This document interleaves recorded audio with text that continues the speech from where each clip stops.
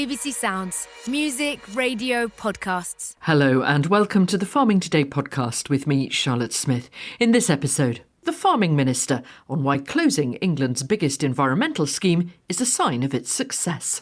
Let's start, though, with our focus for the week. Contractors, the people farmers bring in to do specialist jobs like spraying or laying a hedgerow, or even get to do the majority of work on the farm. Well, you don't need me to tell you that it's been wet over the past few years, and for some farmers that's meant a call to the drainage contractors. Farmers use networks of pipes to get water off their fields, but many systems put in the 1970s are now reaching the end of their life. Rob Burtonshaw, who runs farm services in Warwickshire, says they're not being replaced when they should, as Bob Huckenhall reports. Up until the early 80s, drainage grants were available, and we were probably putting about 120,000 hectares of drain in the ground every year. Obviously, when the grants were removed, that plummeted down probably to less than 10-15% of that number, and has remained pretty consistently low ever since the early 80s. The amount of money we're spending on drainage has definitely decreased of late, or the last few years. And what are the consequences of that? Well, I suppose to begin with, the consequences weren't that great because drainage lasts a long time. You put a pipe in the ground, and unless we have an earthquake or something, it's pretty safe.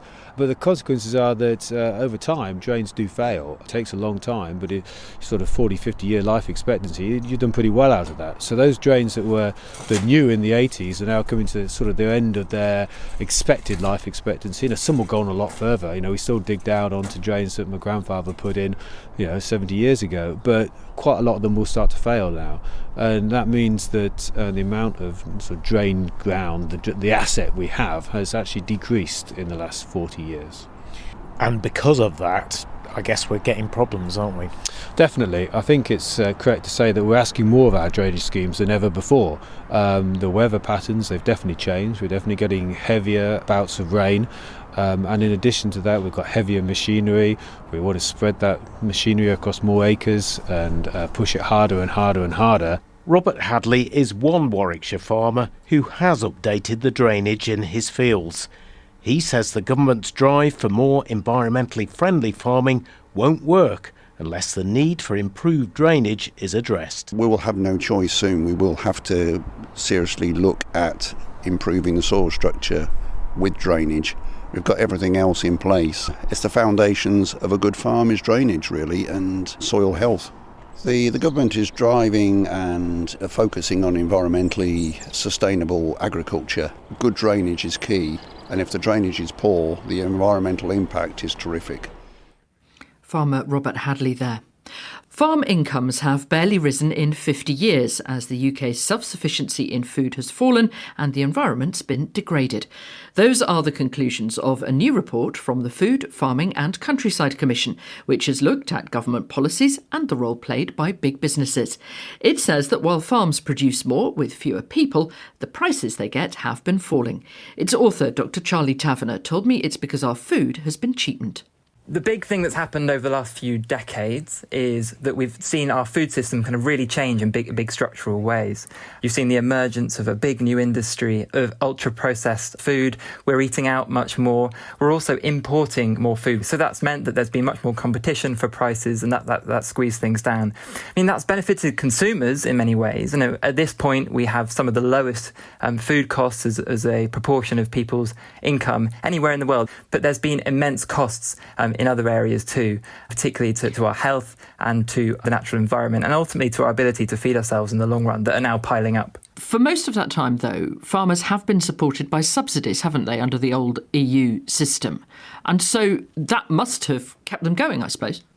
Despite that support, the numbers of farms have been falling. Farms have been forced to get bigger, to intensify, and that's left lots of other farms kind of falling by the wayside. Just the number of kind of farming businesses has fallen. So it raises a really interesting question: is who's ultimately benefiting then from that government support from farming? Consumers have benefited in many ways in terms of our falling food prices, but also it's those big food companies, those big agricultural companies that have gained market share and grown over that period of time, that are the ultimate beneficiaries in many ways of a lot of that kind of support. Now that we're moving away from subsidies in the UK after we've left the EU, will those companies and ultimately consumers be facing higher prices for food? I think what we're not saying in this report is that people need to suddenly kind of pay for more for food and that will sort all our problems out overnight. But I think what we have got to acknowledge is that the promise of the kind of cheap food at all costs policy that we've had for 50 years and actually for longer hasn't achieved its aim. Britain's food has been progressively cheapened over time, and actually kind of ordinary people, farmers and the planet are losing out. And actually what we're starting to see now with some of the rapid price rises from over the last few years with cost of living is the price that we're paying for a system for being reliant on global food markets that are immensely volatile, and that the shocks are going to come through climate change and through geopolitical instability that we've got to face now. And that's going to ultimately be felt in our food system too. What do you want to see happen? People have been talking about things like public procurement, things about like standards on trade, things about being clever with our tax system, for example, to incentivise the consumption of healthy foods like fruit and veg, disincentivise the consumption of kind of the kinds of foods that are causing kind of people real harm to their health. But the thing is, what we need is a real level of ambition, and we want the government to kind of test and explore and see how far we can push some of these really kind of well-known levers that we talk about all the time to try and start building a long-term plan for a food system that is actually healthy, that's actually resilient, and that's actually fair to everyone. Dr. Charlie Taverner there from the Food, Farming and Countryside Commission. The Farming Minister has told Farming Today that it's the success of England's biggest environmental scheme which has led to its closure. As we've reported this week, there's been a furious reaction to the government's decision to close the SFI to new applicants. The Sustainable Farming Initiative, to give it its proper name, paid farmers for environmental work. Farming and environmental organisations have criticised its closure, saying it will put financial strain on farming businesses and have a detrimental impact on the environment. The government says it plans to reset the scheme before reopening it. Well, the SFI is part of England's post-Brexit payment system, which inevitably has another acronym, ELMS, the Environmental Land Management Scheme. It replaces direct payments to farmers with public money paid to them only for public goods, things like planting hedges or improving soil. The other UK nations are designing their own systems and, in the meantime, retain direct payments. But in England, those started to be phased out in 2021, a process accelerated in October's budget, which saw further cuts.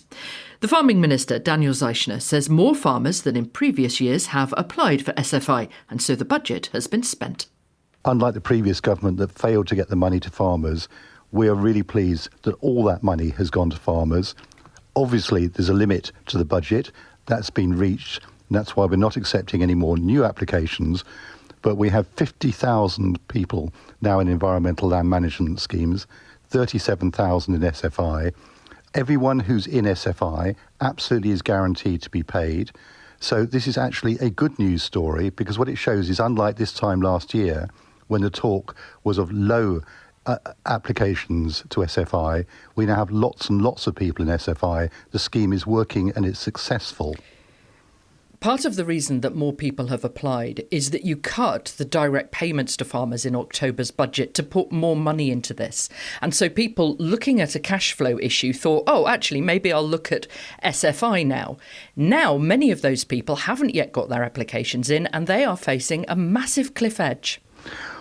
This has been known for 5 years that this transition was going on. So, of course, and as I said when we came into government, we were absolutely committed to these schemes and wanted to make them run for as long as possible. So, faced with that choice between basic payments and the environmental land management schemes, faced with the choice between the past and the future, I'm really proud of the fact that we've chosen the future, because this is public money that's being used for public goods.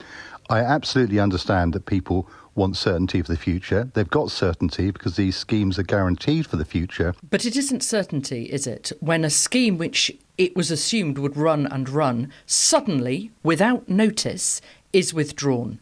Why such short notice? Your website promises 6 weeks' notice. You must have seen this coming. You've been in office for months. Well, it's an extraordinary assumption that it would run and run, Charlotte, when it's a demand-led scheme, but budgets are fixed. We don't have an infinite amount of money. So it would have been known for anyone who'd looked at this, that these schemes would come to an end at some point. And we closed the scheme in exactly the same way as SFI 22 was closed by the previous government, exactly the same way as SFI 23 was closed.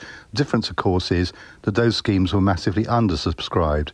This one is oversubscribed. It's a measure of our success, and we'll be coming back with clear plans to bring yet more people into these schemes as we take the transition forward. When will SFI reopen to applications then? We're working with colleagues across the sector to work on a new scheme, but I'm expecting that to be information to be available in the summer. And then when might the scheme actually reopen? Would that be next year? Well, that will depend on the spending review, but more information will be available in the summer, and we're very confident there'll be schemes available for people to take part in. You're talking about a reset for SFI and about targeting it. As you said, direct funding to where there's the greatest potential to do more on nature and the least ability to access decent returns from agricultural markets or other sources of investment. Does that mean that some farmers will be excluded from this scheme now? No, it doesn't. I mean, let me say also that we inherited a set of schemes which did not appear to have any proper capacity to manage them and to manage the budget sensibly. Now, that's why we've had to take this decision to close it because it's full. But over the next few months, we'll be talking to everyone involved about how we best allocate resources in future, because essentially it was a first-come, first-served scheme.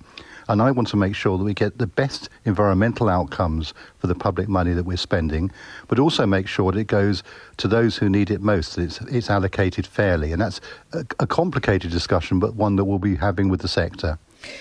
A report from the Food and Farming Commission this week says farming incomes have been stagnant for the past 50 years. They say the UK's self-sufficiency in critical foods like fruit and veg has fallen. Soil, water and wildlife on which food security depends have been degraded. How concerned are you by that? Well, that is why we're making this transition to, as I have said, environmental payments which are there, public money for public goods. It's been widely recognised. And yet half of farmers can't even get onto that scheme now. Well, no, more than half of farmers are already in these schemes. And as we go forward, we'll try and make sure that more farmers will come into them. But of course, it is a very different scheme from a payment which is just based on owning land, which was the CAP basis, where, to be honest, very wealthy farmers sometimes were getting large amounts of money just for owning land. So it's widely agreed that that was not a good system. We're moving to a new system, but inevitably there was always going to be a point where it was difficult, and we're at that point at the moment. But going forward, we can produce a much better system for the future. The National Farmers Union Confidence Survey also came out this week, taken before the closure of SFI. It shows confidence at an all-time low, and I suppose particularly concerning for a government committed to growth, that farmers and growers aren't investing. What would you say to them?